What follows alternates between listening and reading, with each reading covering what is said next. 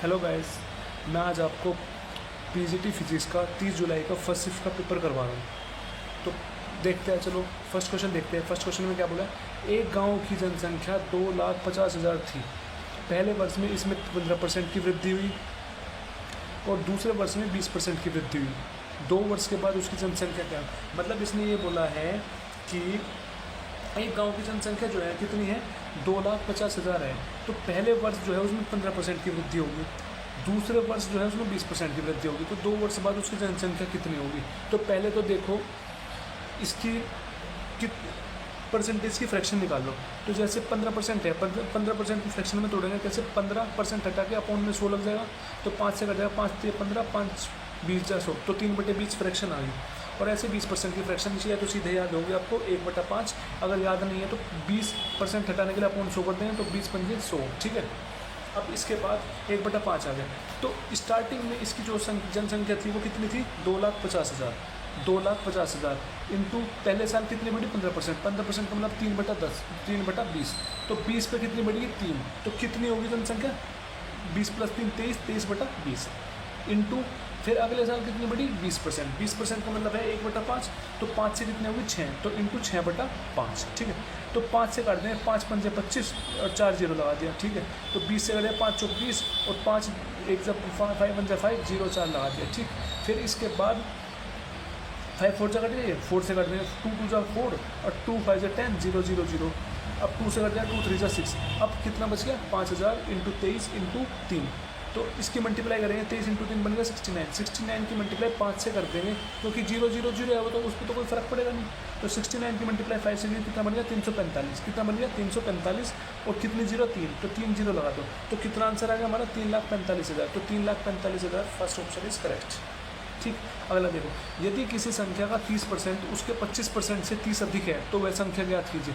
मतलब किसी संख्या का 30% और उसके 25% से कितना अधिक है, 30 अधिक दे रखा है, तो वो संख्या बतानी है। तो संख्या तो मान लेंगे हम वो 100 है।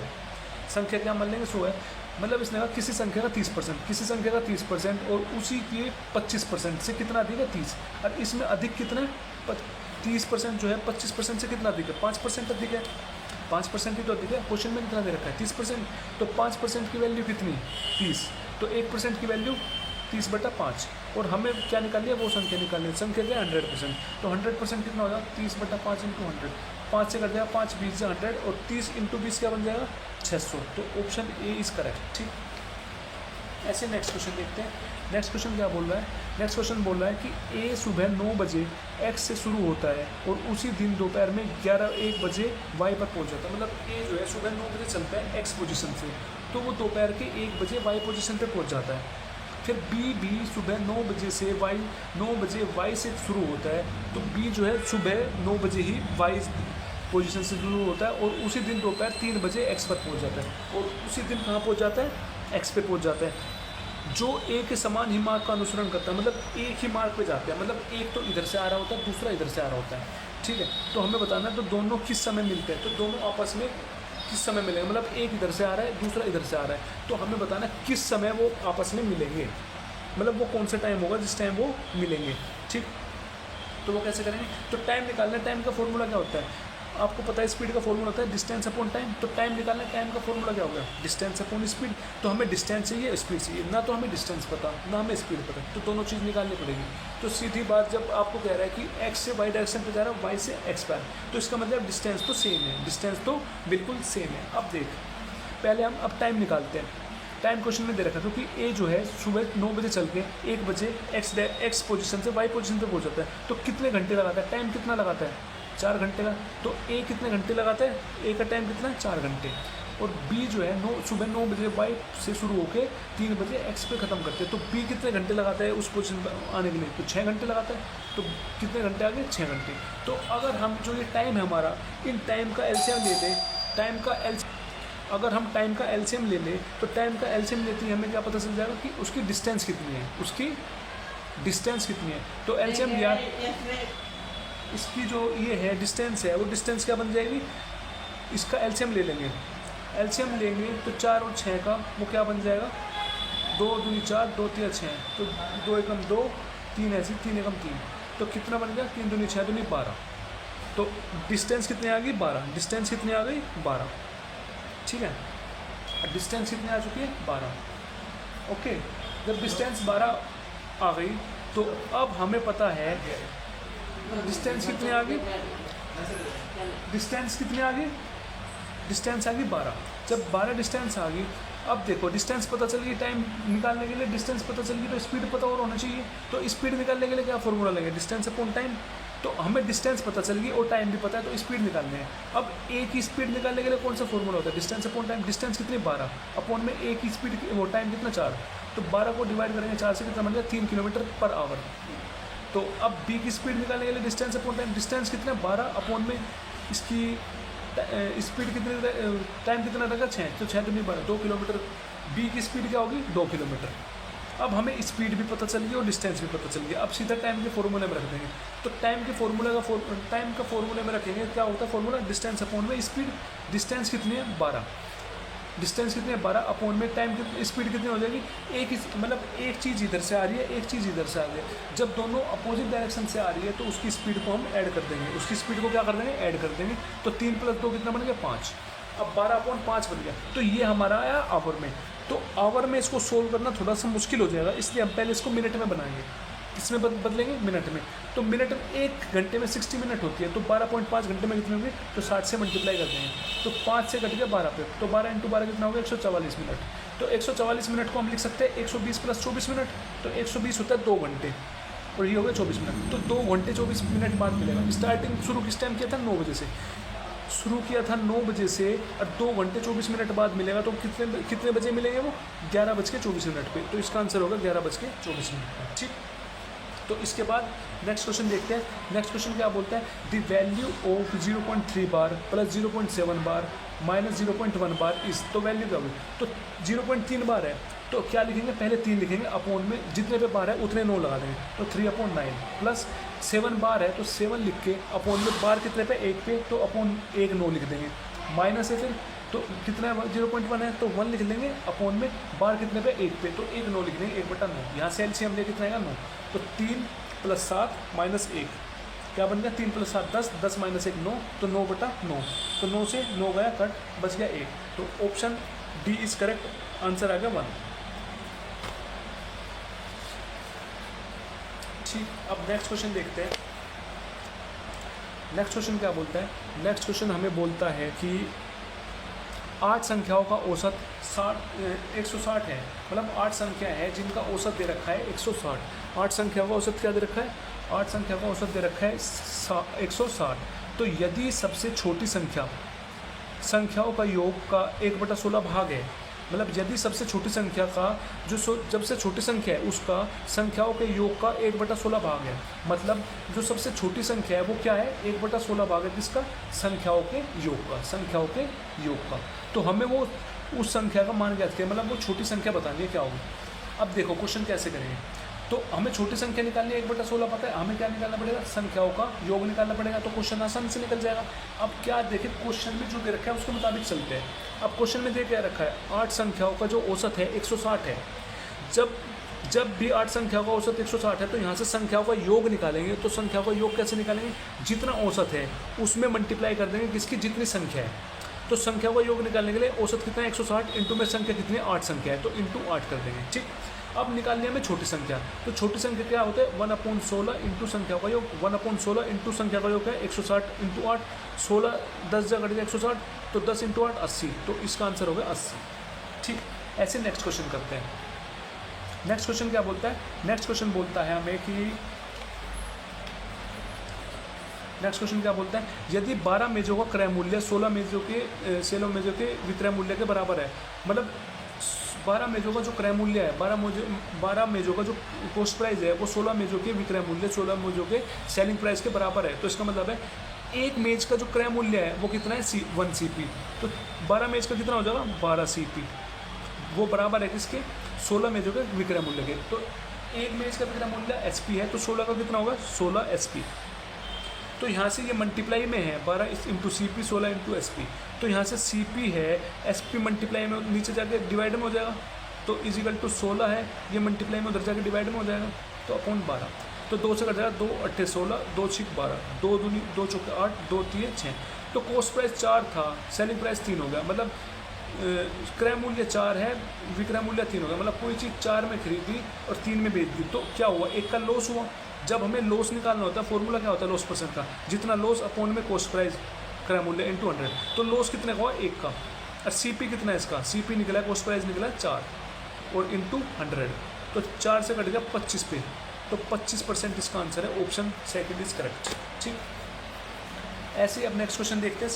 सेवंथ क्या बोलता है, सेवंथ बोलता है हमें कि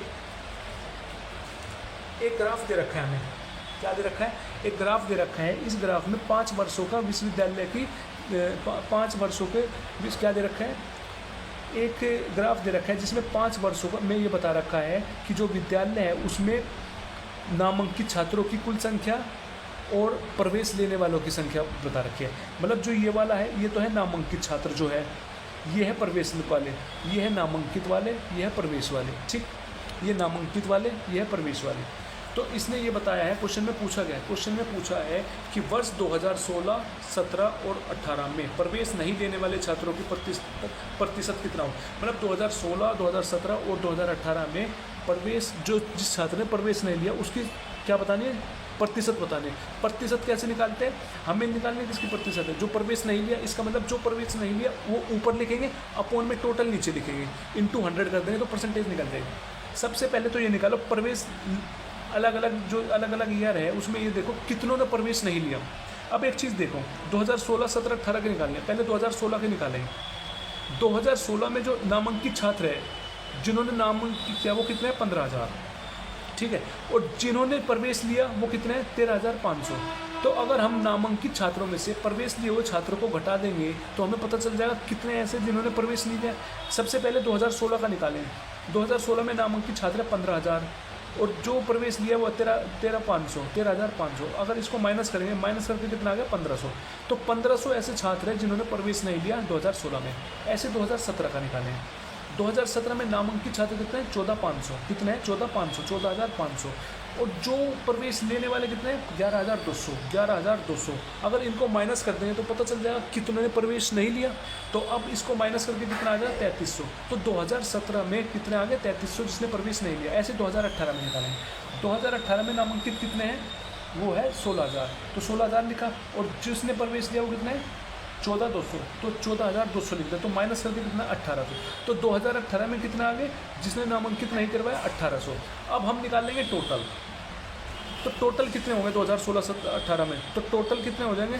अब हम निकालेंगे टोटल, तो टोटल निकालेंगे, टोटल कितने हो जाएंगे।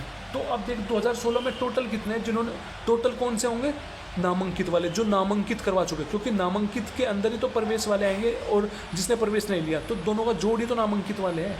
नामांकित मतलब जो टोटल है, टोटल स्टूडेंट ने जिसने नाम करवाया, मतलब अपना लिखवाया नाम, तो उसमें दोनों आ गए, प्रवेश लेने वाले भी आ गए और बिन प्रवेश वाले भी है। तो 2016 में नामांकित वाले कितने हैं, 15,000। ठीक है, और 2017 में नामांकित वाले कितने हैं, 14,500। और 2018 में कितने, 16,000। तो इनको जोड़ दो तो टोटल बन जाएगा 005 5 4 9 9 6 15, अच्छा लगा 1 2 3 4, तो 4,45,500 आगे टोटल, 45,500 की क्या आगे टोटल, 45,500 आगे टोटल। अब यहाँ से टोटल निकाल लेंगे इसका, जो कि जिन्होंने प्रवेश नहीं लिया। 1,500 है पहले, 2016 में 1,500 लिखे, 2017 में 3,300 है तो 3,300 ऐड किया, और प्लस में 1,420, तो इसको ऐड करके कितना आ गया, 6,600। कितना आ गया, 6,600। अब हमें क्या निकालना है, प्रतिशत निकालना है। तो प्रतिशत कैसे निकालेंगे, तो प्रतिशत हम निकालेंगे ऐसे, तो इस पेज पे देख लो। तो प्रतिशत निकालने के लिए क्या करेंगे हम, प्रतिशत निकालने के लिए सबसे पहले ऊपर आएगा जिसने, जो नामांकित नहीं है, प्रवेश नहीं लिया, तो कितने है वो 6,600, अपॉन में टोटल कितने निकाले हम, टोटल निकाले 45,500। कितने निकाले, 45,500 इंटू 100। अब इसको करेंगे हम सोल्व, इसको सोल्व करके क्या आएगा, इसको जैसे ही सोल्व करेंगे हम, 2 0 से 2 0 कट गया, 5 से काट दो, 5 9 जा 45, 5 1 जा 5, ये कट जाएगा, 5 20 जाए। ठीक, अब फिर इसके बाद इसकी मल्टीप्लाई कर लो, मल्टीप्लाई करके कितना आ जाएगा, 132 1320 अपॉन 91। अब इसको डिवाइड करना है, तो डिवाइड करेंगे, तो डिवाइड करने पे क्या आ जाएगा, मैं थोड़ा सा डिवाइड करके दिखा देता हूँ आपको। 1320 किससे डिवाइड करना है, 91 से।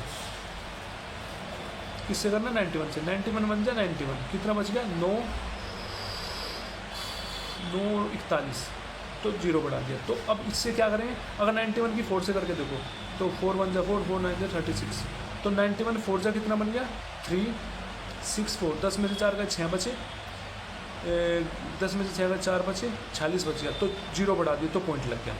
तो पॉइंट लगते क्या होगा, पॉइंट लगते ही अब हम करेंगे 91 की 5 से करना, 5 1 जा 5, 5 9 जा 45, तो 5 से किया तो कितना आ गया, 4 5 5, 5 बच गए, तो यहीं छोड़ दो। कितना है, 14.5, 14.5 हमारा आंसर आ गया। अब ऑप्शन में देखो, ऑप्शन में क्या दे रखा है, ऑप्शन में दे रखा है एक तो 13.59, ये तो हो नहीं सकता, क्योंकि इसने क्वेश्चन में बोला है कि अप्रोक्स करके लिखना है इसका आंसर, अप्रोक्स करके, क्योंकि टोटल करेक्ट आंसर नहीं आएगा इसका। तो 13 वाले तो हटा दो, 15 वाला हटा दो, और 14.5 आ रहा है ना, तो 14.14 भी नहीं हो सकता, तो वो किसके पास है, 14.95% के पास है। 14.5 किसके पास है, 14.5, 14.95 के पास, तो आंसर होगा सेकंड।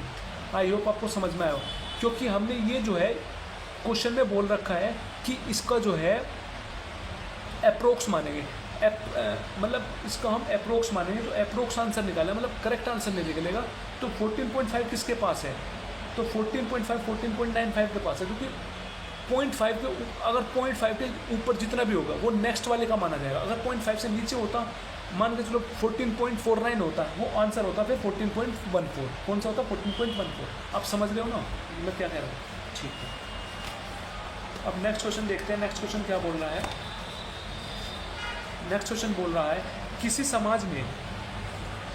समाज में पुरुष और महिलाओं की संख्या का अनुपात 23:800 में 11:6 है। मतलब किसी समाज में पुरुष है और महिला है, और उनकी संख्या टोटल कितनी है, 2380, और उनका रेशियो दे रखा 11:6। फिर उसने कहा है, यदि महिलाओं की संख्या 225 बढ़ा दी जाती है, यदि संख्या जो है 225 बढ़ा दी महिलाओं की, कितनी बढ़ा दी, 225, तो पुरुषों की संख्या में कितनी कमी करनी होगी, तो पुरुषों की संख्या में कितनी कमी करनी होगी ताकि पुरुष और महिलाओं का नया अनुपात 7:5 बन जाए। तो अनुपात कितना बन जाए, 7:5, क्या बन जाए, 7:5। क्वेश्चन में क्या बोला, किसी समाज में पुरुष और महिला है, तो उनका जो पुरुष और महिला कितने दे रखे हैं, 2380, और उसका रेशियो दे रखा है 11:4। फिर इसने बोला अगर महिला जो है, महिलाओं की संख्या 225 बढ़ा दी, तो हमें पुरुषों की कमी कितनी करनी पड़ेगी कि उसका जो अनुपात है 7:5 आ जाए। अब देख, अब टोटल है 2380, तो पुरुष और महिलाओं का रेशियो दे रखा 11:6, तो टोटल कितनी होगी संख्या, 11 + 6 17, तो 17 यूनिट की वैल्यू दे रखी है 2380। तो 1 यूनिट की वैल्यू कितनी है, 2380/17। यहाँ से हम किसकी वैल्यू निकाल लेंगे, अब यहाँ से हम निकाल लेंगे पुरुष की। पुरुष कितने, 11, तो यहाँ से निकाल लेंगे 11 यूनिट की वैल्यू। तो 11 यूनिट किसके बराबर आ गया, 2380/17 × 11, ठीक, × 11। इसको सोल्व करेंगे, सोल्व करने के बाद कितना आ जाएगा, इसको सोल्व करेंगे, तो सोल्व करने के बाद क्या आएगा इसका, अब देखो कट रहेगा, कट जाएगा आराम से, 17 से कट जाएगा, 17 1 जा 17, क्या बच गया, 668, 17 4 जा 68 होता है, 0 है 0 ऐसा होता है, कट गया। 144 क्या बच गया अब हमारे पास, 140 × 11, तो 140 की मल्टीप्लाई 11 में करेंगे, वो कितना आएगा हमारे पास आ जाएगा 1540, ये आ गया हमारे पास पुरुष। 1450 क्या आ गया हमारे पास, पुरुष की संख्या आ गई। किसकी संख्या आ गई, पुरुष की। तो यहाँ से महिला की संख्या हम निकाल सकते हैं। वो महिला की संख्या कैसे निकालेंगे, टोटल है 2380, और 2380 में से अगर हम 1450 घटा देंगे, पुरुष घटा देंगे, तो हमें पता चल जाएगा महिला कितनी है। तो घटा दो, कितने घटाना, 1450, तो क्या आ जाएगा 0, 8 में से 5 गए 3, 13 में से 4 गए 9, तो 930 कौन आ गई, 930 आ गई हमारे पास महिलाएं। क्या आ गई, महिला। तो फिर इसने क्वेश्चन में बोला है कि महिलाओं की संख्या जो है कितनी बढ़ा दी, 225 बढ़ा दी। तो 225 बढ़ा दी, महिलाओं की संख्या 930 थी, तो 225 बढ़ा दी, तो 930 में 225 जुड़ जाएगा। तो फिर हमें बताना है कि पुरुषों की संख्या में कितनी कमी करनी होगी, मतलब पुरुषों की संख्या में कितनी कमी करनी होगी। पुरुषों की संख्या 1450 में कितने की कमी होगी, पता नहीं कितने की कमी करनी पड़ेगी, तो x मान लेंगे। तो 1450 में से हम x माइनस कर देंगे, और उसका रेशियो दे रखा है 7:5। तो पुरुष और महिला का रेशियो दे रखा है 7:5, मतलब पुरुष ऊपर महिला नीचे। तो क्या बोल रखा है इसने, पुरुष जो थे 1450 थे, तो 1450 में कितने की कमी करनी पड़ेगी, एक्स मान ले, हमें पता नहीं कितने की कमी करनी पड़ेगी, मान ले एक्स की कमी करनी पड़ेगी, तो माइनस कर देंगे एक्स अपॉन में महिला के लिए क्या बोला था 225 जोड़े, तो 930 थे, 930 में कितने जोड़ दिए 225, तो इसका जो अनुपात है वो कितना बनेगा 7:5। ठीक, अब इसके बाद क्या कर सकते हैं हम, अब इसके बाद हमें करनी पड़ेगी इसकी क्रॉस मल्टीप्लिकेशन। क्रॉस मल्टीप्लाई का मतलब इसकी मल्टीप्लाई इसके साथ और इसकी मल्टीप्लाई इसके साथ, मतलब क्या बन गया 5 × 1450 माइनस एक्स, 7 × 930 प्लस 225। ठीक, तो यहाँ से क्या बनेगा,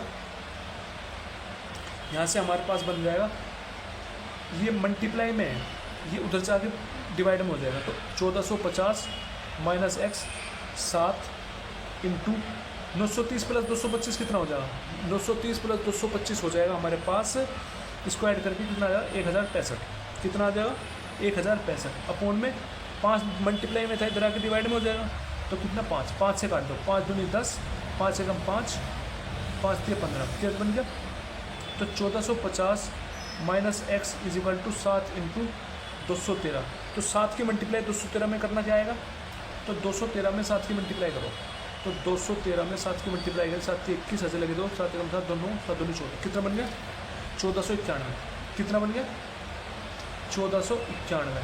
तो अब क्या करेंगे, ये x माइनस में उधर से आके प्लस में हो जाएगा, और 1491 प्लस में इधर आके माइनस का हो जाएगा, तो x की वैल्यू क्या आ जाएगी 1450 माइनस 1491, सॉरी 1450 नहीं, इसकी मल्टीप्लाई करके 1450 है ना ये, सॉरी 1500, जो महिला है ये गलत करते हैं हमने, यहाँ पे आएगा 1540, क्या आएगा 1540, जो इसकी संख्या आएगी, देखो मैंने 1450 लिख दिया, यहाँ पे 1540 है ना, 1540 निकाल रखा है, तो ये 1540 हो गया, तो जब 1540 हो गया तो 1540 माइनस करेंगे इसमें से, तो महिला कितनी आ जाएगी 930 नहीं आएगी, फिर महिला आएगी 840, महिला आएगी 840। ठीक है, मतलब इस क्वेश्चन को दोबारा समझो, क्वेश्चन में बोला है किसी समाज में पुरुष और महिलाओं की संख्या का अनुपात दे रखा है 11:6 और टोटल दे रखा है 2380, फिर उसने बोला महिलाओं की संख्या 225 बढ़ा दी, तो पुरुषों की संख्या कितनी कमी करनी पड़ेगी जो उसका औसत है 7:5 बन जाए। तो पहले तो देख टोटल दे रखे 2380 पुरुष और महिलाओं का, तो टोटल कितने हैं 11:6 अनुपात है, तो 11 + 6 17, तो 17 यूनिट किसके बराबर आ गए 2380 के, तो यहाँ से 1 यूनिट कितना लगे 2380/17, तो यहाँ से हम पुरुष की संख्या निकाल लेंगे, तो 11 कितने पुरुष है 11, तो 11 यूनिट कितना आ जाएगा 2380/17 × 11, 17 से कट जाएगा, 17 एकम 17 बच गया 6 68, 17 चौक 140 × 11 कितना बन जाएगा 1540, तो पुरुष कितने आ गए 1540। अब महिला निकालने, अगर टोटल में से पुरुष घटा दें तो महिला बचेंगे, टोटल कितने 2380 और 2380 में से 1540 घटाएंगे तो कितना आ जाएगा 840, तो महिला कितने बनेगी 840। फिर क्वेश्चन में बोला है कि यदि हमने महिलाओं की संख्या 225 बढ़ा दी, मतलब 840 महिला थी उसमें 225 और जोड़ दिए, तो पुरुषों की संख्या कितने कमी करनी पड़ेगी। मान ले कि पुरुषों की संख्या, मान ले हमें पता नहीं कितनी कम करनी पड़ेगी, तो मान लेंगे x पुरुष कम करने पड़ेंगे, कितने में से 1450 पुरुष थे 1540 पुरुष थे, कितने पुरुष थे 1540 पुरुष थे, उसमें से x की कमी करनी पड़ी, तो इसका मतलब 1540 माइनस x, ये पुरुष आ गए, तो अनुपात अपोन में लिखेंगे महिला कितने 840 प्लस 225 इजिकल टू 7:5, इसका क्या दे रखा है अनुपात, तो 7 किसका अनुपात है पुरुष का, 5 है महिला का, तो पुरुष वाले ऊपर लिखे इसलिए महिला वाले नीचे रखे।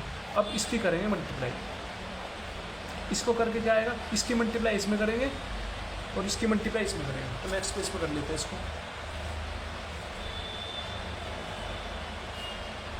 मैं कर लेता हूँ इस पर।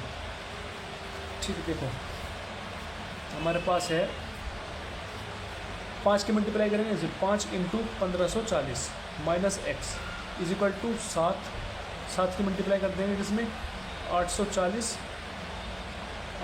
कह रहा हूँ, कितना है 840 है ना, 840 प्लस 225, ठीक 840 प्लस 225, तो कितना बन जाएगा ये हमारे पास बन जाएगा 5 × 540 माइनस एक्स, 7 × 840 प्लस 225 कितना बन गया 1065, कितना बन गया 1065।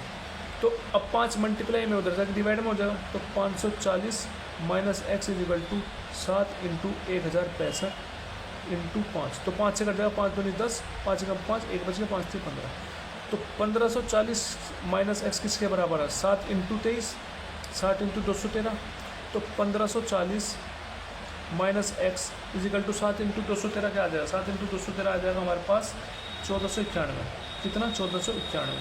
अब x माइनस में है, उधर जाके प्लस में हो जाएगा, और ये प्लस में इधर जाके माइनस में, तो x की वैल्यू क्या आ जाएगी 1540 माइनस 1491। इसको माइनस करने के बाद क्या आएगा हमारे पास, इसको माइनस करने के बाद आ जाएगा 49, क्या आ जाएगा 49, तो इसलिए हमारा जो कितने की कमी करने के लिए 49, तो ऑप्शन हो गया थर्ड, इसका आंसर हो गया थर्ड। अब नेक्स्ट देखते हैं, नेक्स्ट क्या बोलता है, नेक्स्ट बोलता है कि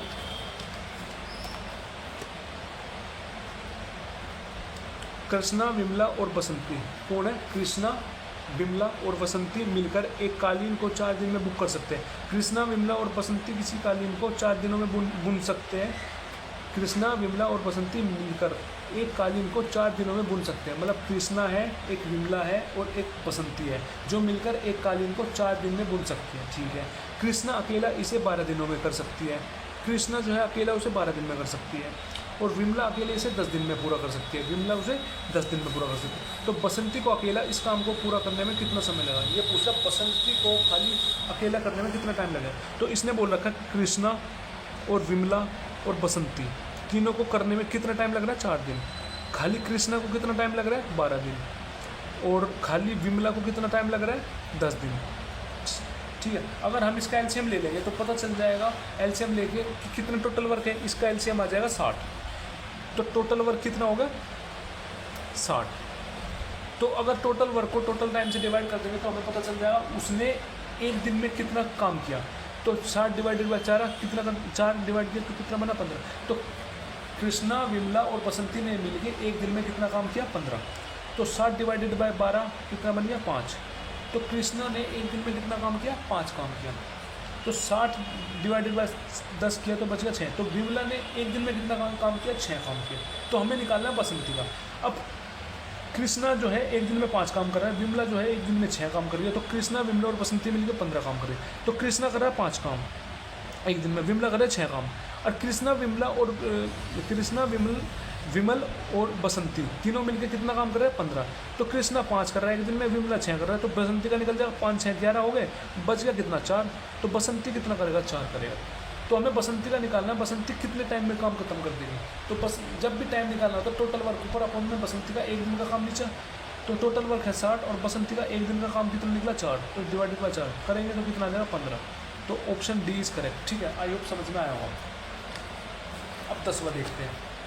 10वां क्वेश्चन क्या बोलता है, 10वां क्वेश्चन बोलता है हमको कि एक दुकानदार एक डबल बेड की कीमत को लागत मूल्य से 30% अधिक अंकित करता है। मतलब कोई दुकानदार है, एक डबल बेड की कीमत को लागत मूल्य से 30% अधिक अंकित करता है। मतलब जो उस पर लागत मूल्य थी, मतलब उससे अधिक अंकित मूल्य 30% अधिक करता है। मतलब जो उसकी कॉस्ट प्राइस थी, जितने में उसे सीपी था, जो कॉस्ट प्राइस था, उससे 30% अधिक उस पर क्या करता है, अंकित करता है। मतलब अंकित मूल्य होगा, अंकित मूल्य। अब मैं दोबारा समझा दूँ इस क्वेश्चन में। एक दुकानदार है, एक डबल बेड की कीमत को लागत मूल्य से 30% अधिक अंकित करता है। तो एक दुकानदार है जो डबल बेड की कीमत जो है लागत मूल्य से 30% अधिक अंकित करता है। तो अंकित मूल्य मार्क प्राइस होता है, और जो इसने लागत मूल्य बोला वो होता है कॉस्ट प्राइस। तो इसने बोला है जो कॉस्ट प्राइस है, उस कॉस्ट प्राइस से जो अंकित मूल्य मतलब मूल्य अंकित किया वो 30% अधिक किया। तो मान ले कॉस्ट प्राइस 100 है, तो उसने 30% अधिक अंकित किया, मतलब मार्क प्राइस कितना होगा, 100 का 30% 30। तो मार्क प्राइस कितना लगाया हुआ, 130। समझ रहे हैं ना, 130 लगाया हुआ। फिर उसने बोला लेकिन डबल बेड की अंकित मूल्य पर 35% की छूट देता है। तो फिर वो डबल बेड पर 35% की छूट देता है। किस पे, अंकित मूल्य पे, मतलब मार्क प्राइस पे 35% की छूट देता है। तो 35% की छूट देता है, मतलब छूट देके वो चीज़ उसने उतने में बेची होगी। तो खरीदी तो 100 में है, तो अब निकाल लो कितने में बेची है, तो सेलिंग प्राइस निकाल लो। तो 35% की छूट है, 35/100 इंटू किस पे, मार्क प्राइस पे 130 पे। तो 100 करो, 0 से 0 कट गया, 5 7 35, 5 दूनी 10, 13 7 क्या आ गया, 91.2, इसको डिवाइड करके कितना आ जाएगा 45.5। तो 45.5 की क्या मिली, छूट मिली। तो कोई किसी पे अंकित मूल्य 130 था, उसे छूट मिली 145.5 की। अगर हम अंकित मूल्य में से उसका जो डिस्काउंट है, उसका जो छूट है वो घटा देंगे तो पता चल जाएगा वो कितने में बिका। तो उसका जो सेलिंग प्राइस है वो कितना आ जाएगा, इसका 130 माइनस कर देंगे 45.5, कितना आ जाएगा, 10 में से 5 में 5 बचे, 9 में से 5 गए 4 बचे, और 12 में से 8 84.5, कितना बन गया 84.5। मतलब कोई चीज़ 100 में खरीदी, 84.5 में बेच रहा है, तो लॉस हुआ। लॉस कितने का हुआ, 15.5 का लॉस हुआ। कितने का लॉस हुआ, 15.5 का। तो हमें निकालना है कितने का लॉस परसेंट, मतलब कितनी लॉस परसेंट हुई, हमें निकालना है लॉस परसेंट। लॉस परसेंट का फॉर्मूला होता है जितना लॉस हुआ अपॉन में कॉस्ट प्राइस इंटू 100। तो लॉस कितने का हुआ, लॉस हुआ है हमें 15.5 का। कितने का लॉस हुआ है, लॉस हुआ हमें 15.5 का, और अपॉन CP कितना 100 इंटू 100, तो 100 से 100 कट गया, तो कितने का लॉस हुआ 15.5% का। तो ऑप्शन ए इज़ करेक्ट। ठीक, तो नेक्स्ट क्वेश्चन देखते हैं। अब नेक्स्ट क्वेश्चन क्या बोलता है, नेक्स्ट क्वेश्चन हमें बोलता है कि एक व्यापारी 725 में एक स्टील आयरन खरीदता है। मतलब एक व्यापारी है जो 725 में एक स्टीम आयरन खरीदता है। कितने में खरीदता है, 725 में, और उसकी मरम्मत पर 35 रुपये खर्च करता है। तो उसकी मरम्मत पर 35 रुपये खर्च करता है, मतलब उसने खरीदी भी, आयरन खरीदी भी, और उस पर खर्च भी कर दिया उसको मरम्मत करवाने में। तो ये पूरा जो टोटल है, मरम्मत भी करवाई और खरीदी भी, तो ये पूरा खरीदने में ही आएगा। उसकी कॉस्ट प्राइस बनेगी पूरी, मतलब उसकी क्रय मूल्य बनेगा पूरा। तो उसकी CP कितनी होगी, क्रय मूल्य कितनी होगी, जितने में खरीदी 725 में, प्लस उस पर जो मरम्मत कराई कितनी 35 की, तो कितना बन गया, जो कॉस्ट प्राइस है कितना बन गया 760। उसका क्रय मूल्य कितना बन गया 700। फिर उसने कहा यदि वह उसी को 988 में बेचता है, मतलब उसका सेलिंग प्राइस कितना दे दिया 988, तो उसको लाभ कितना हो, 760 में बेचता है और 760 में खरीदता है और 988 में बेचता है, तो कितने का प्रॉफिट हुआ। तो इसको प्रॉफिट हुआ लगभग कितने का, इसको प्रॉफिट होगा 228 का। कितने का प्रॉफिट हुआ, 228 का। हमें निकालना प्रॉफिट परसेंटेज। प्रॉफिट परसेंटेज कैसे निकालते हैं, जितना प्रॉफिट अपॉन में कॉस्ट प्राइस इंटू 100। तो प्रॉफिट कितना है 228 का, तो कॉस्ट प्राइस कितना है 760 इंटू 100। अब इसको काटेंगे, इससे 0 से 0 गया कट। अब 2 से कट जाएगा 230, 2 3 से 6, एक बचेगा 2 16। तो यहाँ पर कट जाएगा 2 एकम 2, 2 एकम 2, 2 एकम 4। तो 8 से कट जाए 38 कट जाएगा 2 19 जा से, ये कट जाएगा 2 पंजे 10, 2 7, तो 19 से कट जाएगा 19 30 57। तो 3 इंटू 10 कितना बन गया 30%। तो कितने का प्रॉफिट परसेंट बना उसका 30% का। ठीक, कितने का बना 30% का। ठीक है, नेक्स्ट देखते हैं। अब देखो नेक्स्ट क्वेश्चन। नेक्स्ट क्वेश्चन क्या बोल रहा है, नेक्स्ट क्वेश्चन बोल रहा है कि नेक्स्ट क्वेश्चन बोल रहा है कि एक 20 ओवर के क्रिकेट मैच में पारी के विभिन्न चरणों के लिए एक टीम द्वारा बनाए गए औसत रन इस प्रकार है। मतलब एक 20 ओवर के एक 20 ओवर का क्रिकेट मैच है, उसमें उन्होंने अलग अलग चरण में टीमों का औसत रन बताए। अलग अलग चरण में क्या बताएं, औसत बताइए। तो पहले 6 ओवर के लिए जो औसत बताई है वो 10 बताइए, 10 रन की, और 7 से 16 ओवर के लिए उसने जो औसत बताई है वो बताइए 7.6 रन की। ठीक है, फिर अंतिम 4 ओवर के लिए जो औसत बताई है वो बताइए 15 रन की। तो उस पारी की टीम द्वारा बनाए गए औसत रन क्या होंगे, तो औसत रन बताने। तो जब भी हमें कोई भी औसत निकालनी हो, एवरेज निकालनी हो, तो कैसे निकालते हैं, टोटल सम ऊपर, उसका जोड़ ऊपर, टोटल सम ऊपर, अपॉन में टोटल संख्या नीचे, जो टोटल संख्या वो नीचे आएगी, टोटल संख्या नीचे, अपॉन में जो टोटल का जोड़ है वो ऊपर, सम ऊपर। तो सबसे पहले हमें सम निकालना पड़ेगा। तो सम कैसे निकालते हैं, मतलब किसी चीज़ का सम कैसे निकालते हैं, मतलब कहने का ये है किसी चीज़ का हमें जोड़ निकालना है, मतलब हमें जोड़ निकालना है, हमें सम निकालना है। वो कैसे निकालते हैं, औसत की गुणा कर देंगे उसके संख्या से, औसत की गुणा कर देंगे किससे, संख्या से। तो हमें सम निकालना है। तो क्वेश्चन में दे रखा है पहले 6 ओवर के लिए उसका औसत है 10 औसत है, और संख्या कितनी होगी 6, तो 10 इंटू 6। फिर अगले 7 से 16 ओवर, मतलब 10 ओवर के लिए कितनी औसत है 7.6, औसत 7.6 है, और संख्या होगी 10 इंटू 10 कर देंगे, प्लस फिर अगले 4 ओवर के लिए औसत कितनी है 15 औसत है, और उसकी संख्या कितनी है 4। तो ये पूरा हो जाएगा सम। कितना बन गया जोड़ इनका, 10 इंटू 6 60, 7.6 इंटू 10 676 और 15 इंटू 4 60। तो कितना बन गया ये बन गया हमारे पास 120 196। कितना बन गया 196। तो अब हमें औसत निकालनी है, एवरेज निकालना है। तो टोटल सम ऊपर कितना 196 अपोन में टोटल संख्या नीचे, टोटल संख्या कितने 20 ओवर है। कितने ओवर है 20, तो 20 नीचे तो काट दो, 2 10 जा 2 9 2 9 18 2 8 16, तो 9.8 एवरेज बना। तो उसका औसत क्या बना 9.8, ऑप्शन थर्ड इज करेक्ट। ठीक, उसके बाद नेक्स्ट क्वेश्चन देखते हैं। नेक्स्ट क्वेश्चन क्या बोलता है, नेक्स्ट क्वेश्चन बोलता है 2 बेलनकार बर्तन जिसकी त्रिज्या क्रमश 25 सेंटीमीटर और 21 सेंटीमीटर है।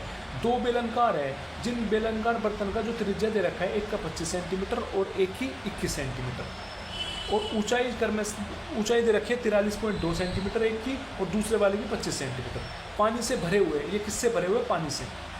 और यदि इन दोनों सिलेंडर से पानी को 25 सेंटीमीटर ऊंचे वाले एक खाली बेलनकार बर्तन पूरी तरह से भरने के लिए डाला जाता है, मतलब जो दो बेलनकार थे, इन दोनों बेलनकार में जो पानी भरा हुआ था वो पानी जो है एक बड़े से बेलनकार बर्तन में डाला जाता है जिसकी ऊंचाई है 25 सेंटीमीटर। एक बड़े से में डाला जाता है तो वो पूरा पानी डाला जाता है, तो बर्तन की पूरी तरह से भरने के लिए डाला जाता है। तो इस बर्तन की त्रिज्या क्या है, तो उस बड़े बेलनकार में डाला जाता है, 25 सेंटीमीटर उसकी ऊंचाई है। तो हमें बताना उसकी उस बड़े वाले की त्रिज्या क्या होगी। मतलब हमेशा याद रखना, पहले बेलनकार में जो पानी था, दूसरे बेलनकार में जो पानी था, दोनों का जो पानी था वो तीसरे वाले बड़े वाले में आ गया। तो इसका मतलब है इन पहले दो का जो आयतन है वो तीसरे वाले के बराबर है, क्योंकि भाई पूरा आयतन होता है ना, पानी भरने का मतलब है उसका पूरा आयतन, पहले वाले बेलन का आयतन और दूसरे वाले बेलन का आयतन, दोनों का जो पानी था तीसरे वाले बड़े में आ गया ना, पूरा का पूरा। तो इसका मतलब है पहले वाले दोनों का आयतन बराबर होगा किसके, तीसरे वाले के आयतन से। मतलब आयतन पहले वाला प्लस दूसरे वाले का आयतन वो बराबर होगा तीसरे वाले के आयतन से। फॉर्मूला क्या होता है आयतन निकालने का, बेलन के आयतन निकालने का फॉर्मूला क्या होता है, pi r square h, pi r square h. ठीक है, पाई पहला वाला बेलन है तो R1 स्क्वायर H1, इसलिए दूसरा है तो पाई R2 स्क्वायर H2, इंटू में पाई बड़ा आ रहा है क्योंकि बड़ा बेलन है तो R स्क्वायर बड़ा H। ठीक है, अब इसमें वैल्यू रख देंगे बता, पाई आ गया यहाँ से कॉमन, तो अंदर क्या बच गया, जब पाई कॉमन आ गया तो R1 का स्क्वायर H1 प्लस R2 का स्क्वायर H2, और यहाँ पे बन गया पाई R स्क्वायर H। तो पाई से गया पाई कट। ठीक है, इसके बाद क्या करेंगे, अब इसके बाद जो त्रिज्या है, पहले वाले की त्रिज्या कितनी दे रखी है 25, तो त्रिज्या का स्क्वायर 25 का स्क्वायर इंटू हाइट कितनी दे रखी है पहले की 43.2, प्लस दूसरे का त्रिज्या क्या दे रखा है 21, तो 21 का स्क्वायर इंटू दूसरे की हाइट क्या दे रखी है 25 सेंटीमीटर, कितनी दे रखी है 25 सेंटीमीटर, प्लस दूसरे का बड़े बर्तन का हमें त्रिज्या निकालना है तो R स्क्वायर की वैल्यू निकालनी है इंटू हाइट कितनी दे रखी है उसकी 25 सेंटीमीटर। ठीक, अब कैसे करेंगे, अब हम इसकी मल्टीप्लाई करेंगे, तो अब 25 का स्क्वायर बनेगा 625, 625 इंटू 43.2, तो प्लस 41 का स्क्वायर क्या बनेगा, 41 का स्क्वायर कर लो, 41 का स्क्वायर सॉरी 21 का स्क्वायर, 21 का स्क्वायर बन जाएगा 2 2 2 2 3 4, तो 441 कितना बन गया 441 इंटू 25 इंटू में R स्क्वायर इंटू 25। ठीक, अब क्या करेंगे यहाँ से हम, नहीं ये स्टेप छोड़, इसको आसानी से करते हैं। अब देखो 25 का स्क्वायर इंटू 43.2 इंटू 21 का स्क्वायर इंटू 25, तो देख 25 इसमें भी आ रहा है 25 इसमें भी आ रहा है, तो कॉमन ले लेंगे हम 25, एक 25 आ गया कॉमन। ठीक, तो 2 25 थे तो एक 25 कॉमन आ गया, तो अंदर क्या बच गया 25 इंटू में 43.2 प्लस यहाँ पे क्या बच गया 21 का स्क्वायर, 25 बाहर कॉमन आ गया इंटू में R स्क्वायर इंटू 25, तो 25 से गया 25 कट। ठीक है, तो बच गया हमारे पास 25 into 43.2 plus 21 into 21 is equal to R का स्क्वायर। ठीक, अब क्या करेंगे 25 की मल्टीप्लाई करेंगे इसमें, तो 25 की मल्टीप्लाई करने पे क्या बन जाएगा हमारे पास, 25 की मल्टीप्लाई करो 43.2 में क्या बनेगा, 43.2 में हमने मल्टीप्लाई करी 25 की, क्या बनेगा 5 दूनी 10, हाँ से लगाया 5 के 15 16, हाँ से लगाया 5 20 21, तो क्या बन गया, 2 दूनी 4, 3 दूनी 6, 4 दूनी 8, तो 0 6 4 10, हासिल लगा 1, 6 7 8, 8 तो 10, कितना बन गया 1800 प्लस 21 इंटू 21 बन गया 441 प्लस आर का स्क्वायर। ठीक, तो अब आर स्क्वायर की वैल्यू क्या आ गई हमारे पास, आर स्क्वायर की वैल्यू आ गई, जोड़ दो इसमें 10800 को 441 से जोड़ दिया तो क्या बन गया 1 4 8 4 12, हासिल लगा 1 1 कितना है 1080 है ना, इसकी करी, हाँ पॉइंट के बाद देखो एक नंबर है, तो पॉइंट एक नंबर के पॉइंट के बाद एक नंबर है ना, तो एक नंबर के बाद पॉइंट लगा देंगे, तो 1080 बना इसका, तो 1080 को प्लस करेंगे 441 में, क्या बन जाएगा 1 8 4 12, हासिल लगा 5 1521, तो 1521 बच गया। अब इस 1521 का हम करेंगे क्या, इसका रूट लेना पड़ेगा, इसका क्या लेना पड़ेगा स्क्वायर रूट, तो स्क्वायर रूट लेना तो थोड़ा मुश्किल है या तो याद होना चाहिए, अगर आपको याद नहीं है तो एक काम करेंगे, इसका क्या ले लेंगे फैक्टर ले लेंगे, तो फैक्टर कर लो उसका, तो फैक्टर करेंगे, फैक्टर क्या आएगा फैक्टर करो इसका 1521 का फैक्टर करो, 1521 को हमने जैसे फैक्टर किया 1521 का फैक्टर किया किससे 3 से, 3 पंजे 15, 3 सत्ते 21, तो फिर 3 से क्या 3 एकम 3, 2 बज गया 3 छंग 18, 2 बज गया 3 नम 27, अब कट गया 13 से 13 गया 13 एकम 13। ठीक, अब क्या बन गया 3 इंटू 3 13 इंटू 13, तो हमेशा याद रखना जब भी स्क्वायर रूट निकालते हैं तो हम उसमें पेयर बनाते हैं 2 का, तो 2 का पेयर बना लो, 3 का 2 पेयर ये बन गया, 13 का ये बन गया, तो यहाँ से क्या बन गया 3 इंटू 13, एक ले लेंगे इसमें से, तो 3 इंटू 13, तो यहाँ से आर की वैल्यू क्या आ जाएगी, आर की वैल्यू आ जाएगी 3 इंटू 13, तो 13 इंटू 3 क्या आ गया 39, तो option 1 is correct. I hope समझ में आया होगा। नेक्स्ट क्वेश्चन देखते हैं। नेक्स्ट क्वेश्चन क्या बोल रहा है, नेक्स्ट क्वेश्चन बोल रहा है भैया, ये नेक्स्ट क्वेश्चन में बोल रहा है कि ए बी सी एक काम को क्रम से 20 30 और 60 दिनों में कर सकते हैं, यदि ए को प्रत्येक तीसरे दिन बी और सी दोनों की सहायता मिलती है। मतलब क्वेश्चन में क्या बोल रहा है, क्वेश्चन में बोल रहा है कि ए बी और सी एक काम को क्रम से 20 दिन 30 दिन और 60 दिनों में कर सकते हैं, मतलब ए किसी काम को 20 दिन में कर सकता है, बी उसी काम को 30 दिन में कर सकता है और सी उसी काम को 60 दिन में कर सकता है। तो यदि ए को प्रत्येक तीसरे दिन बी और सी दोनों की सहायता मिलती है, मतलब ए को हर तीसरे दिन बी और सी की सहायता मिलती है, मतलब ए पहले दिन अपने आप काम करता है, दूसरे दिन भी ए अपने आप काम करता है और तीसरे दिन बी और सी मिलकर उसके साथ काम कर लेते हैं एक साथ। तो हमें बताना है तो ए उस काम को कितने दिन में पूरा कर सकता है, तो ए कितने दिन में काम पूरा कर सकता है। देखिए ए जो है किसी काम को 20 दिन में कर रहा है, बी उसी काम को 30 दिन में कर रहा है, सी उसी काम को 60 दिन में कर रहा है, तो इसका एलसीएम ले लेंगे तो पता चल जाएगा टोटल काम कितना है। तो इसका हमने लिया एलसीएम आ गया 60, तो टोटल वर्क कितना हो गया 60। ठीक, तो टोटल वर्क को टोटल टाइम से डिवाइड कर देंगे तो पता चल जाएगा एक दिन में उसने कितना काम किया, 60 डिवाइडेड बाई 20 कितना आ गया 3, 60 डिवाइडेड बाई 30 करे तो ए ने एक दिन में कितना काम किया 3, तो 60 डिवाइडेड बाई 30 कितना आ गया 2, बी ने एक दिन में कितना काम किया 2, और 60 डिवाइडेड बाई 60 1, तो सी ने एक दिन में कितना काम किया 1। तो अब ये बोल रहा है एक ही प्रत्येक तीसरे दिन बी और सी सहायता करता है, तीसरे दिन करता है सहायता, मतलब ए पहले दिन काम करता है, दूसरे दिन भी काम करता है, तीसरे दिन ए बी सी मिलकर काम करते हैं, मतलब 3 दिन के अंदर 3 डेज के अंदर कितना काम कर लेते हैं। पहले दिन 3 करता है, ए करता है काम मतलब 3, दूसरे दिन भी ए काम करता है प्लस 3, तीसरे दिन तीनों काम करते हैं, बी सी की हेल्प करता है, मतलब 3 + 2 5 + 1 6, तो तीसरे दिन 6, तो 6 3 9 3 12, तो 3 दिन में कितना काम हो रहा है 12, 3 दिन में कितना काम हो रहा है 12, तो काम कितना करवाना है 60, तो 12 में क्या मल्टीप्लाई करें 60 बन जाए, 12 पंजे 60, 5 से मल्टीप्लाई करें 60 काम बन गया, तो इधर भी 5 से मल्टीप्लाई कर दो, 3 पंजे 15, तो 15 दिन में खेल खत्म हो जाएगा, तो 15 दिन इसका आंसर है। ठीक है।